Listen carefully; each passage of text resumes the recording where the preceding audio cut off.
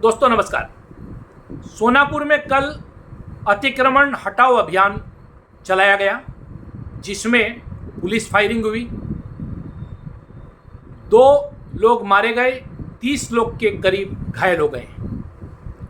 जब टीम अतिक्रमण हटाने के लिए पहुंची तो वहां पर पहले से तैयार संदिग्ध बांग्लादेशी लोगों ने पुलिस की टीम पर, अतिक्रमण हटाने गई टीम पर हमला किया। उनके पास लाठियां थी, दाव थे और अन्य छोटे मोटे इस प्रकार के हथियार थे। और जैसी कि खबरें आ रही हैं, और आज असम के मुख्यमंत्री डॉक्टर हिमंत बिस्वा शर्मा ने भी कहा कि वहाँ पर ठीक वही स्लोगन लगाए जा रहे थे जो बांग्लादेश में शेख हसीना को हटाने के लिए लगाए गए या हिंदुओं को जो है डराने के लिए लगाए गए, उन पे अत्याचार करने के दौरान उस भीड़ ने लगाए। इसके पहले भी एक गाना रिलीज हुआ जिस गाने में कहा गया कि असम तुम्हारे बाप का है क्या। इस प्रकार के नारे अब गूंजते हुए दिखाई दे रहे हैं। बांग्लादेशियों का जो जमावड़ा है वह असम के लिए हमेशा से सिरदर्द रहा है। असम की डेमोग्राफी, असम की जनसांख्यिकी बांग्लादेशी प्रव्रजन के कारण जो है वह खराब हो चुकी है। यहाँ के जो स्थानीय नागरिक हैं उन पर अस्तित्व का संकट है। उनकी जनसंख्या लगातार कम हो रही है। 2001 में जो जनगणना हुई उसके मुताबिक यहाँ के जो भूमिपुत्र है वो 48% थे। उसके बाद से जनसंख्या जो सेंसस है वो नहीं हुई है, उसकी काउंटिंग नहीं हुई है। अब अगर वो काउंटिंग होती है तो ये जो जनसंख्या है ये 35 से 38% के बीच रहने का अनुमान है। और ऐसी स्थिति में असम के लोग शंकित है, भयातुर है। इस सारे माहौल के बीच में अगर हम शिवसागर में जो वहाँ के मारवाड़ी समुदाय के साथ हुआ या विभिन्न जगहों में राज्य के जो हिंदी भाषी समुदाय के साथ हो रहा है, मारवाड़ियों के साथ हो रहा है, और ये एक उग्र जातीयतावाद की आड़ में जो कुछ किया जा रहा है, अगर उसको इस पूरी बात से हम मिलाकर देखें तो कहीं ना कहीं ऐसा प्रतीत होता है कि कौन चाहते हैं कि बांग्लादेशियों का जो मुद्दा है वह मुद्दा हटकर उसकी जगह कहीं ना कहीं हिंदी भाषियों का मुद्दा सामने रख दिया जाए, विदेशियों की जगह बहिरागत का मुद्दा सामने आ जाए। वो कौन सी ताकतें, वो कौन से तत्व हैं जो इस सारे मामले को एक दूसरा रंग देना चाहते हैं। बहरहाल आज असम के पुलिस महानिदेशक जीपी सिंह घटनास्थल पर पहुंचे। उन्होंने घटना का जायजा लिया और जो यह अभियान था अतिक्रमण हटाओ, वहाँ पुलिस अधिकारियों की, अतिक्रमण हटाने गए जो अधिकारी थे उनकी, और वहाँ के जो लोग थे जिन्होंने अतिक्रमण किया उनके बीच में झड़पें हुई। और आज जो डीजीपी है कचुताली इलाके में पहुँचे। घटना पर पहुंचकर डीजीपी ने कहा कि गोलीबारी भीड़ को नियंत्रित करने का एक प्रयास रहा।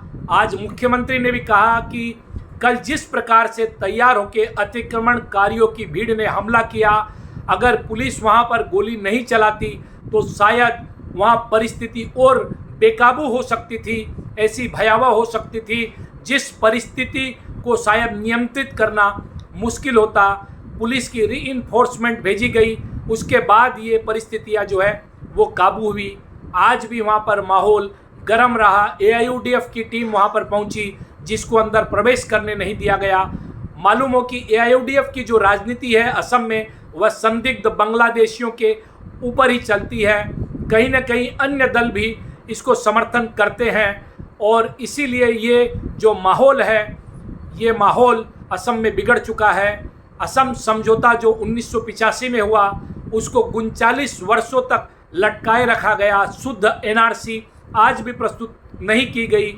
NRC प्रस्तुत नहीं की गई तो उसके आधार पर विदेशियों को बाहर कर उनका नाम वोटर लिस्ट से नहीं काटा गया। आज भी बड़ी तादाद में विदेशी यहाँ पर वोटर बने हुए हैं, जिसके कारण ये जो राजनीति है यहाँ पर चलती है।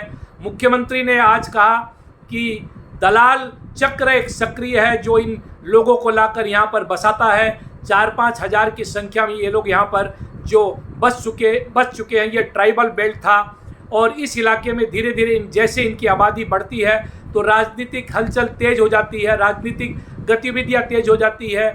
जो नेता है राजनीतिक वो पहुंचने लग जाते हैं।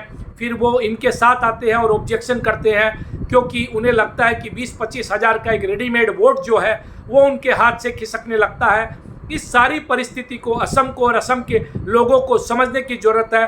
खासकर जो खिलंजिया अपने आप को बोलते हैं उन्हें समझने की ज़रूरत है, और ये समझने की ज़रूरत है कि असम के विकास में जो लोग शामिल हैं, खासकर मारवाड़ी है या हिंदी भाषी लोग हैं, जो अपना खून पसीना देकर सींच कर और असमिया लोगों के साथ असमिया लोगों के शासन व्यवस्था में उनकी मदद करते हैं, जिनका कोई विस्तारवादी एजेंडा नहीं है, असम को कब्जा करने का एजेंडा नहीं है, असम का मुख्यमंत्री बनने का जिनका एजेंडा नहीं है, उन पर जो है बहिरागत का टैग लगाकर या उन्हें खदेड़ने की बात करने की अपेक्षा एकजुट होकर बांग्लादेशियों के खिलाफ जो है एक जिहाद करने की ज़रूरत है, उनको खदेड़ने की ज़रूरत है।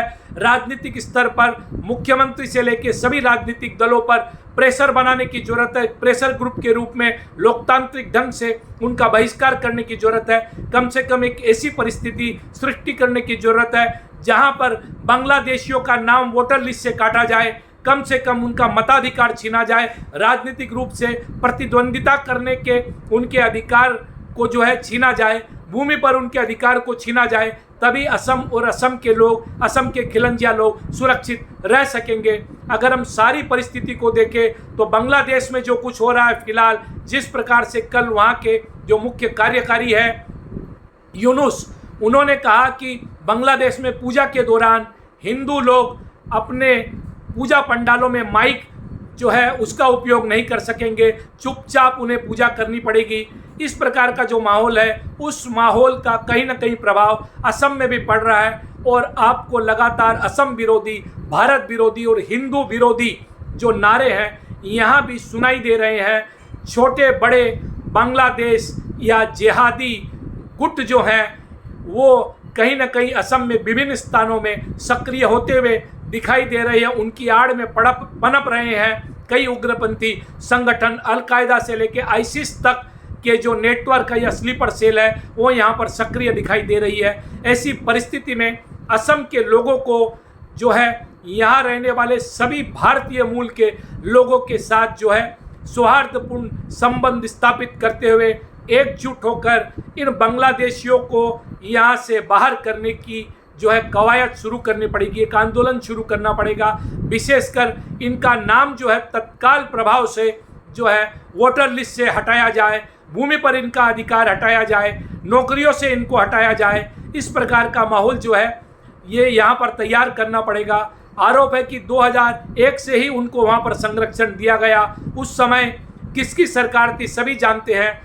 उस समय दिसपुर के जो स्थानीय विधायक थे अकन बोरा, उनके नेतृत्व में उनको यहाँ पर बसाए जाने के षड्यंत्र का आरोप जो है लग रहा है, और निश्चित रूप से इस वोट बैंक को सभी अब पालना चाहते हैं। वोट बैंक की राजनीति छोड़कर सभी राजनीतिक दलों को असम को बचाने की मुहिम में शामिल होने की जरूरत है, नहीं तो असम में आने वाले दिनों में केवल और केवल बांग्लादेशी दिखाई देंगे। असम की अर्थव्यवस्था हो, चाहे असम की अन्य व्यवस्था हो, राजनीतिक व्यवस्था हो या असम की भूमि हो, सब पर बांग्लादेशियों का अधिकार होगा। यहाँ के राज्य व्यवस्था, यहाँ के शासन में बांग्लादेशियों का अधिकार होगा। अब भी समय है कि सभी एकजुटता के साथ इनका प्रतिवाद करें, मुखर होकर प्रतिवाद करें, सरकार पर, केंद्र सरकार पर दबाव बनाए, शुद्ध एनआरसी के लिए दबाव बनाए।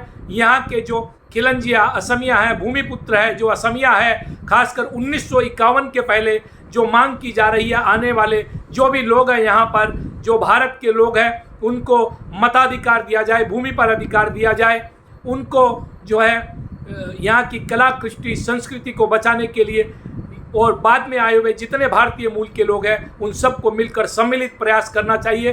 तभी असम जो है वो कश्मीर होने से बच पाएगा, तभी असम के लोग त्रिपुरी होने की अवस्था से बच पाएंगे, और उनका जो राज काज और शासन है वह असम में जो है वह बच पाएगा, और यहाँ बांग्लादेशियों के राज होने से रोका जाएगा। असम को दूसरा बांग्लादेश बनने से बचाने के लिए सभी को एकजुट होकर संग्राम करना पड़ेगा।